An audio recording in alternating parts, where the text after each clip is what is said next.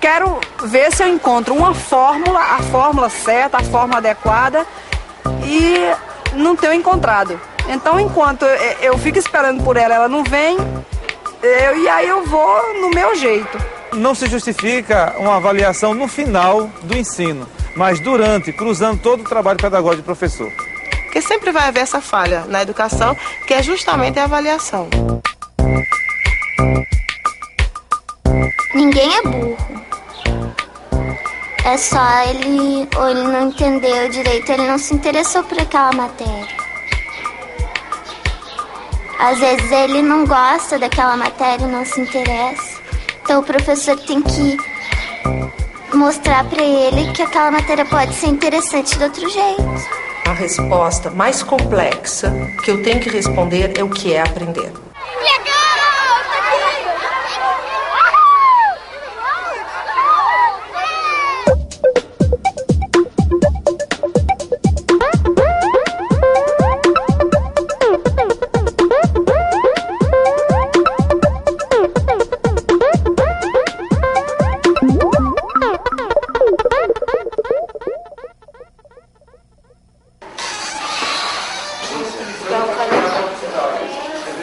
Avaliar para promover a cidadania, avaliar para promover esse aluno como um sujeito digno de respeito, com seus direitos, não é?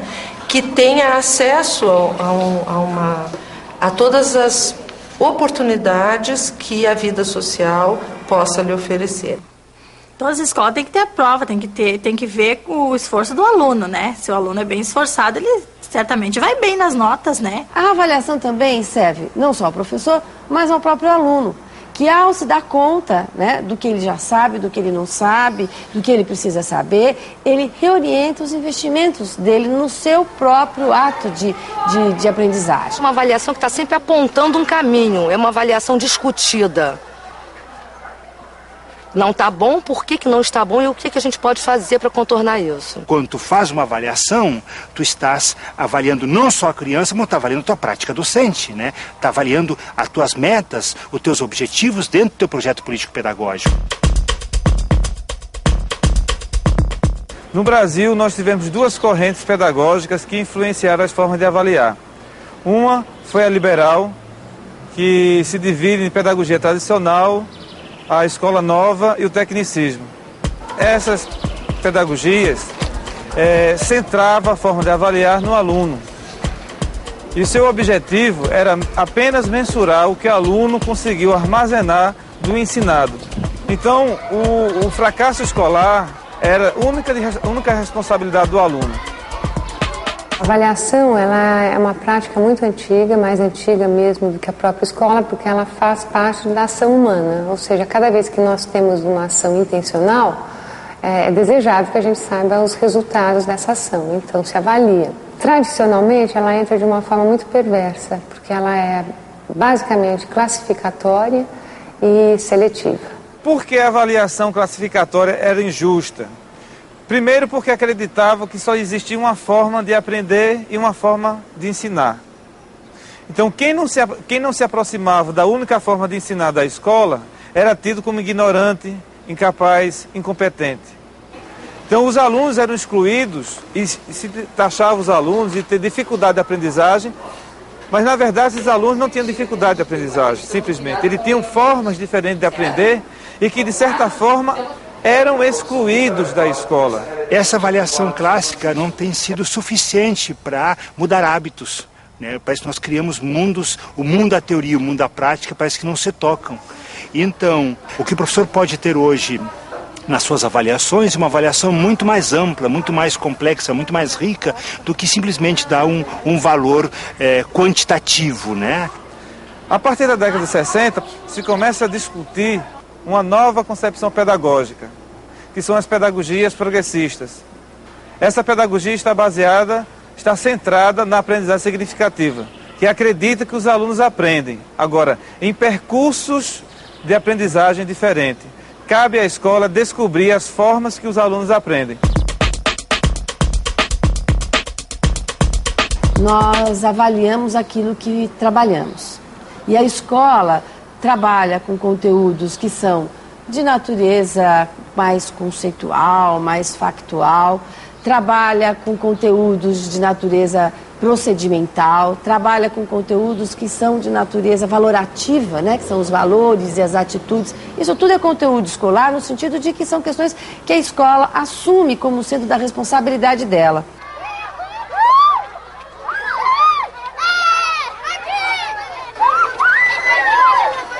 Até que ponto eu estou avaliando esse aluno por um todo?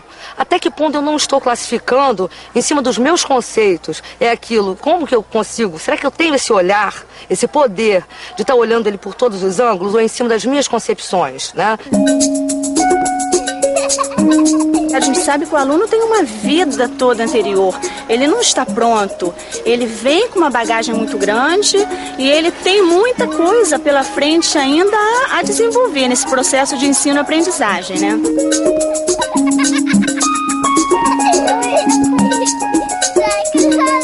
Eu acho que a boa professora é quem entende os alunos, né, que nem todos são iguais.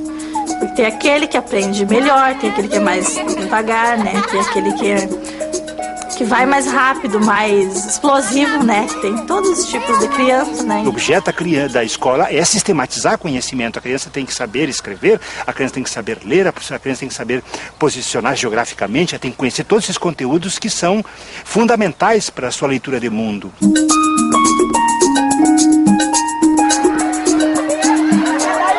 Professor bacana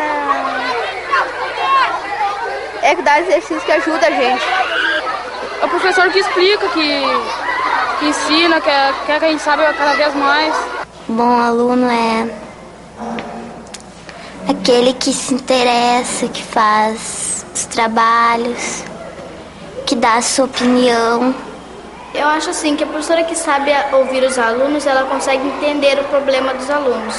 Eu costumo respeitar bastante a criação do aluno, não é aquela coisa que eu quero que ele me diga que seja isso. Se ele me apontar o caminho que ele achou que deu o resultado, então eu tenho que aceitar aquele resultado dele. Enquanto você atende uns, os outros ficam sem atendimento e a hora passa, o dia passa e tem realmente certos alunos que você não consegue pegar para dar assistência naquele dia. Você vai montar para mim o número 55. Uma avaliação contínua exige muitas tarefas, muitas oportunidades de expressão ao aluno. A primeira sugestão é que o aluno tenha várias oportunidades de expressar o seu conhecimento a respeito de um estudo, de uma noção em desenvolvimento, e que essas várias expressões do aluno seja, então, observada pelo professor na sua evolução, na sua complementação. Que ela me fala que ela não precisa decorar os conteúdos, que ela está aprendendo. E esse é o caminho, né? Eu lembro que quando eu estudava, eu decorava. E hoje eu não lembro mais. Porque eu não aprendi, eu decorei. E ela está aprendendo. É muito interessante a gente discutir o erro. Primeiro, que nem todo erro é um erro construtivo. O erro passa a ser construtivo quando ele é uma hipótese do aluno em relação ao desafio que o professor lançou. Mas é interessante também a gente perceber que esse erro construtivo do aluno não nasce do nada, não aparece do nada. O erro construtivo só aparece quando o professor cria situações didáticas que possibilitem o aluno pensar, refletir sobre o desafio. Mesmo que ele tenha conseguido fazer pouco, parabéns, você conseguiu até aqui, né? Você vai conseguir muito mais, né? Então, através do elogio também, na avaliação, a gente consegue sempre progredir.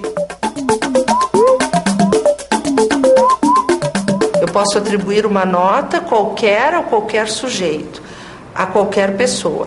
Agora, se essa pessoa vier a mim e questionar por que eu atribuo este 8, este 7, este 6, eu terei que me explicar.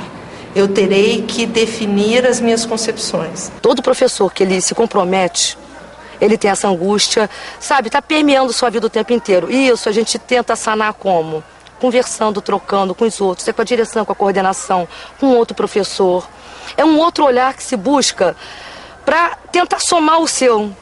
Para mim, para se ter uma boa escola, tem que existir a prioridade, é a comunicação, tá?